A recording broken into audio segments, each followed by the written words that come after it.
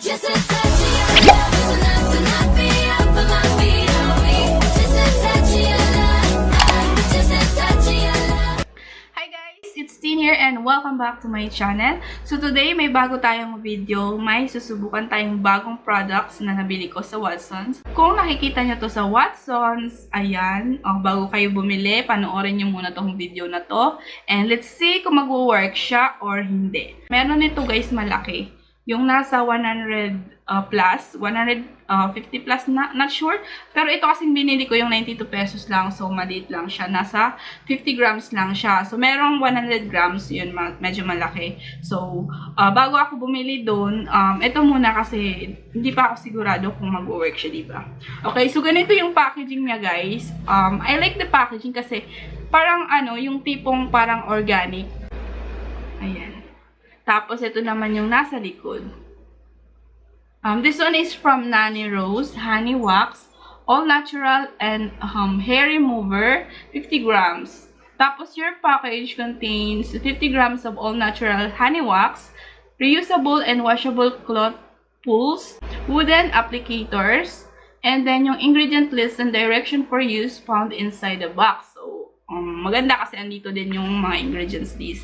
Tapos, once you open it, ayan, makikita nyo na yung ganito yung tsura ng packaging. Ayan, pag binuksan mo, andito yung parang info niya na nakalagay yung direction. So, maganda kasi meron ng direction, diba? Dun sa mga hindi pa marunong mag-wax, yung cold wax, maganda to kasi merong direction. So, hindi ka talaga magkakamali kung paano siya gamitin, diba? So, yung claim niya, guys, eto. Nanny Rose Honey Wax removes hair down to the roots using only honey, sugar, and calamansi juice. A recipe handed down and perfected with love. This sweet pot is safe for sensitive skin and delicate areas. So, safe daw siya sa mga sensitive skin. No harsh chemicals and ingredients, just smooth, hair-free results that last up to 4 weeks. Ito na yung itsura ng wax. Ayan. Ang cute lang ng packaging. Ayan. O, diba may expiration date. Tapos, ito yung pinaka-packaging niya. Ang cute ng packaging actually. I like the packaging. Maganda kasi, hindi siya yung wax paper na nabibili mo. Ano talaga siya, cloth. Pwede mong laban kasi cloth to eh. So, reusable siya. Plus points na agad kasi meron siyang reusable cloth na pwede mong gamitin pa ulit-ulit. Okay? And, ayan na siya guys. Nabuksan ko na siya. Tapos, medyo super thick talaga yung consistency niya. So, kailangan natin to i-knead. Ayan, kita nyo? Ay, hindi naman pala siya masyado. No need to knead na, oh. Siguro kailangan mo lang halu-haluin if ayaw mo nag-need ng wax kasi medyo madumi sa kamay. But here, ayan, hindi siya yung katulad ng na sobrang tigas. This one, I think lang siya, soft wax. Prep natin yung skin natin. Lagyan natin ng powder para umikit talaga yung. Pero kung dry naman siya, no need na, kahit hindi mo na lagyan ng powder. Kapag medyo matigas daw yung pwede mo siyang i-microwave. Pero for me, okay na to. So, kukuha lang ako ng konti. So, zoom in ko kayo guys para makita nyo ng mas close. Ayan.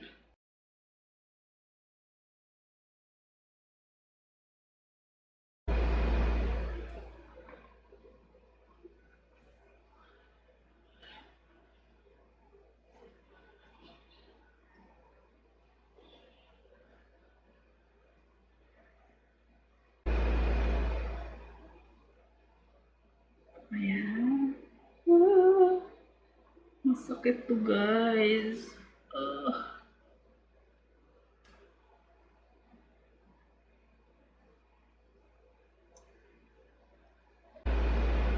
So, since nalagyan ko na lahat, ayan, nalagyan ko na lahat ng buhok dyan sa aking kilik-kili. Now, takpan na natin.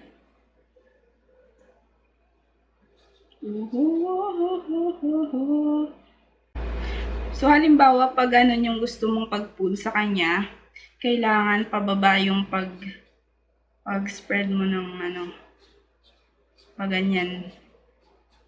So, are you ready? Oh my gosh. Okay, so simulan na natin.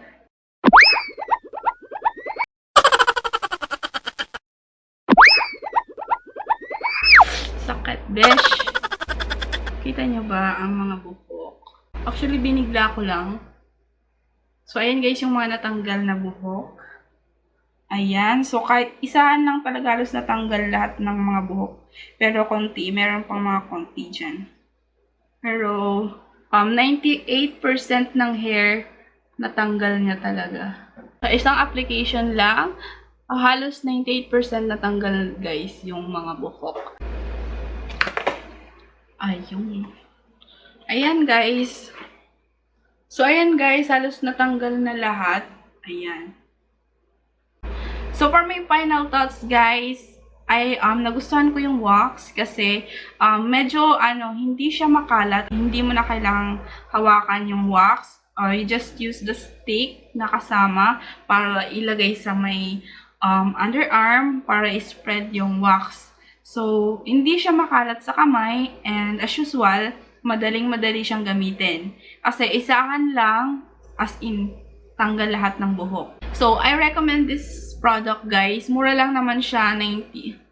So, approve ko tong product na to, guys. Anyway, 92 pesos lang siya, so super affordable. And hindi ko nga siya naubos. So, kahit bumili ako nito ng bigger size, okay lang din kasi nag-work naman na siya sa akin. So, that's it for today's video. Sana nag-enjoy kayo sa panonood. Please like this video if you find it helpful. And thank you so much, guys, for watching. And I'll see you again on my next video. Bye!